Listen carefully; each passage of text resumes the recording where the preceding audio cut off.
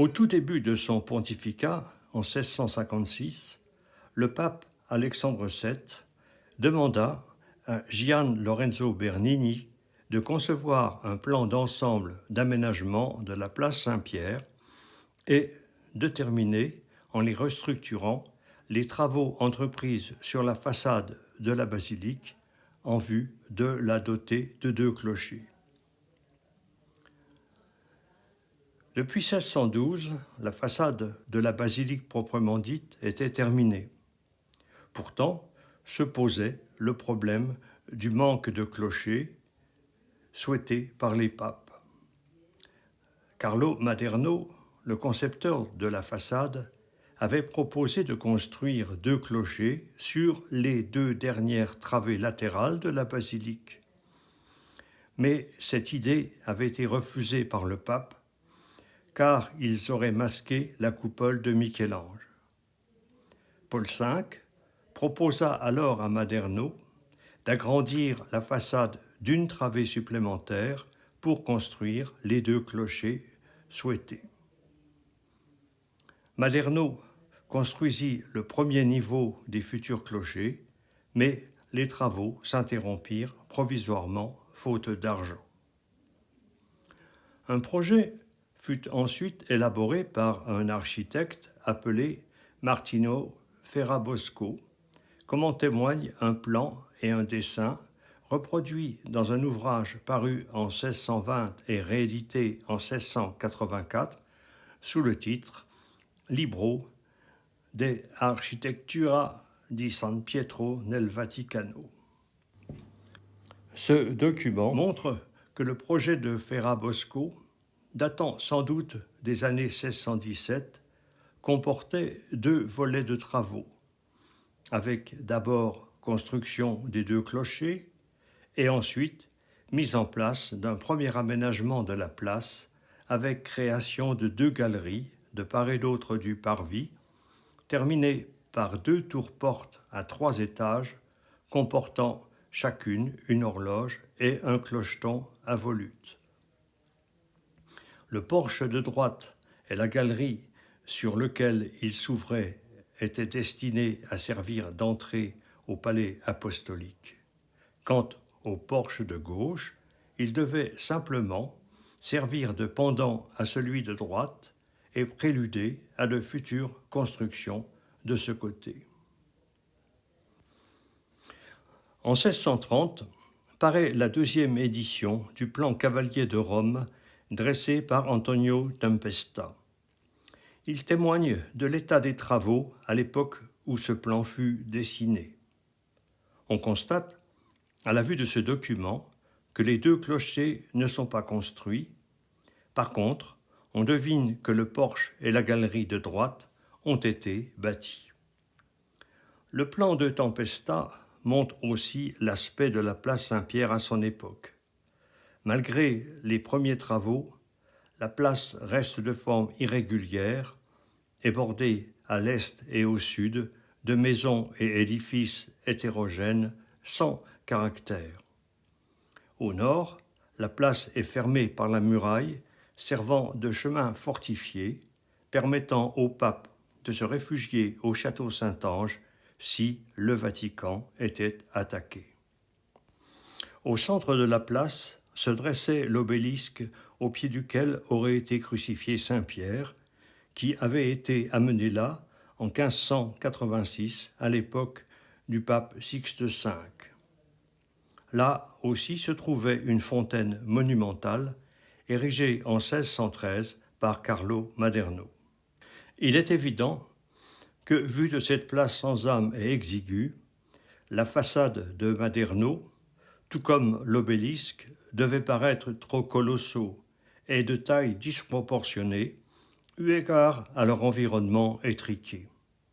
Dans de telles conditions, on peut comprendre que les papes aient voulu recomposer l'espace afin d'insérer la basilique et l'obélisque dans un cadre plus grandiose, en adéquation avec la glorieuse magnificence de la papauté.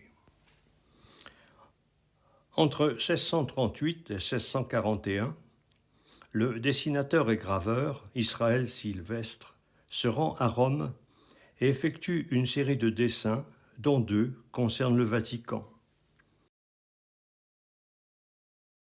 Le premier montre que le clocher sud est en voie d'achèvement et que le porche nord et la galerie qui conduit aux palais pontificaux est terminée. Le reste de la place évoque un terrain vague au milieu duquel s'élèvent l'obélisque et la fontaine de Maderno.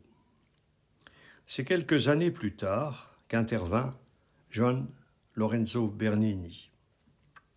Dans un premier temps, il fut en charge du projet de Ferrabosco au niveau de la finition du clocher sud et de la conception du clocher nord. Pour cela, il conçut une nouvelle forme de clocher terminée par un pavillon à volute. L'écroulement du clocher nord au cours de son édification, dû à l'instabilité du sous-sol, fit renoncer définitivement les papes à l'idée de doter la basilique de clocher. Plus tard, on se contenta de surmonter les 2 travées latérales qui auraient dû porter les clochers, de forme d'ensemble triangulaire comportant chacune une horloge entourée d'une profusion de sculptures d'anges figurant la cour céleste. Le choix d'un tel décor fut heureux, car il s'harmonise avec bonheur avec les sculptures du Christ et des apôtres qui dominent la balustrade de fait de la façade de la basilique. À partir de ce moment, le Bernin se concentra uniquement sur l'aménagement de la place Saint-Pierre. Comme toujours, il devait tenir compte d'un cahier des charges complexe. Il fallait d'abord que la nouvelle place soit centrée et organisée autour de l'obélisque afin de mettre en valeur l'alignement comportant l'obélisque au pied duquel aurait été crucifié Saint-Pierre, la loge des bénédictions solennelles, la tombe du saint surmontée du baldaquin et la chaire apostolique alors en cours de réalisation. Il fallait aussi corriger visuellement la largeur de la façade de Maderno que tous jugeaient excessive. Enfin, il fallait que la colonnade soit imposante pour cadrer avec la façade de la basilique, mais pas trop pour ne pas la concurrencer visuellement.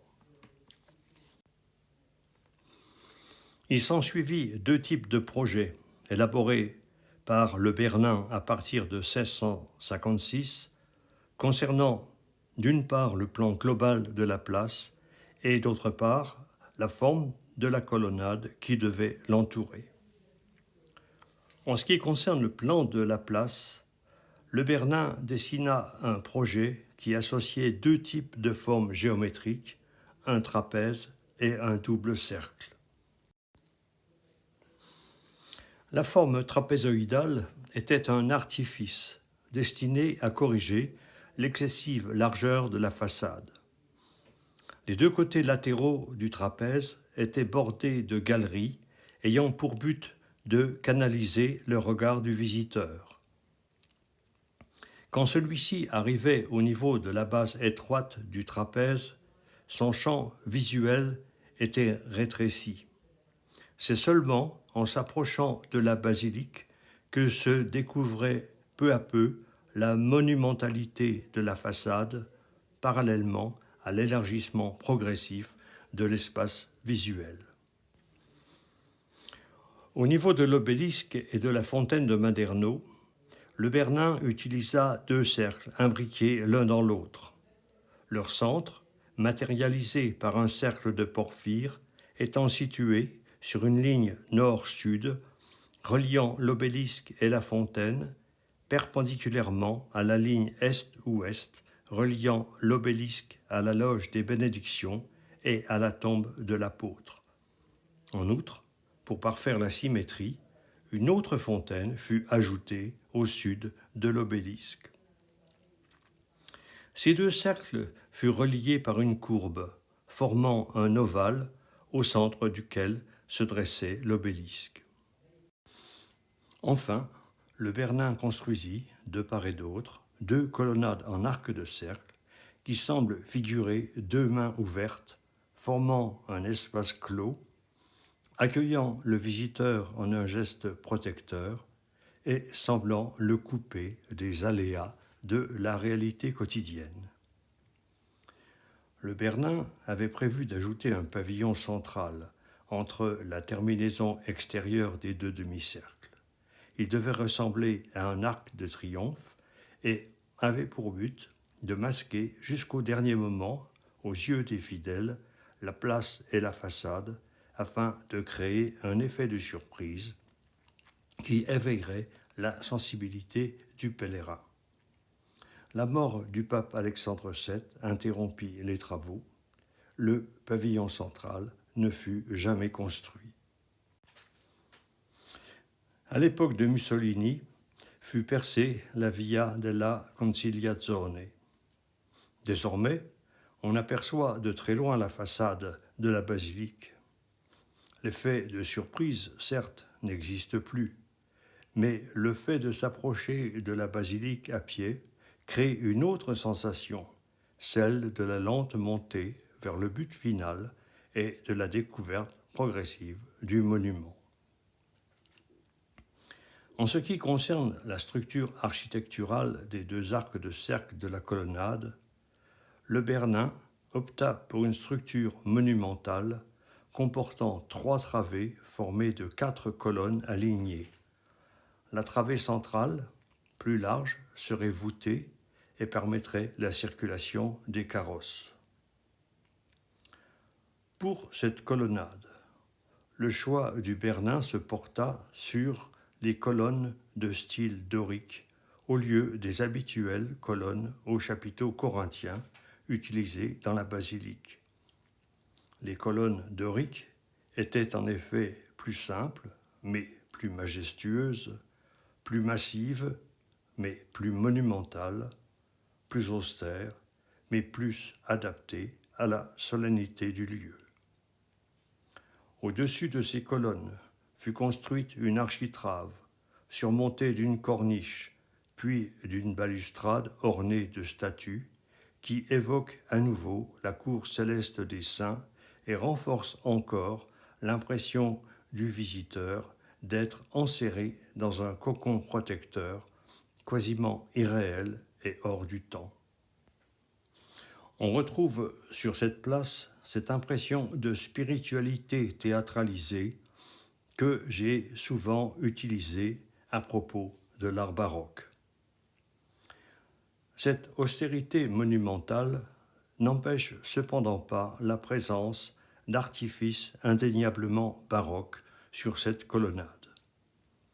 D'abord, les alignements des colonnes des 3 travées sont disposés selon les rayons des demi-cercles de la place, ce qui fait que du centre, on ne voit qu'un seul alignement.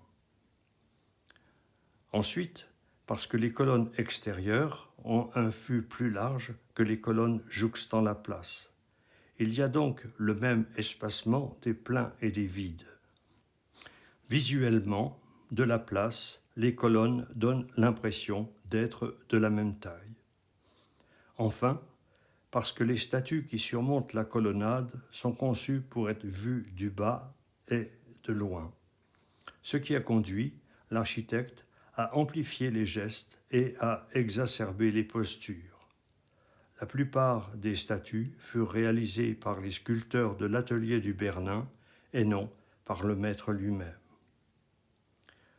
Sur ma prochaine vidéo, je montrerai en images quelques aspects de cette place et décrirai ce que j'ai ressenti lors de ma dernière visite à Saint-Pierre de Rome.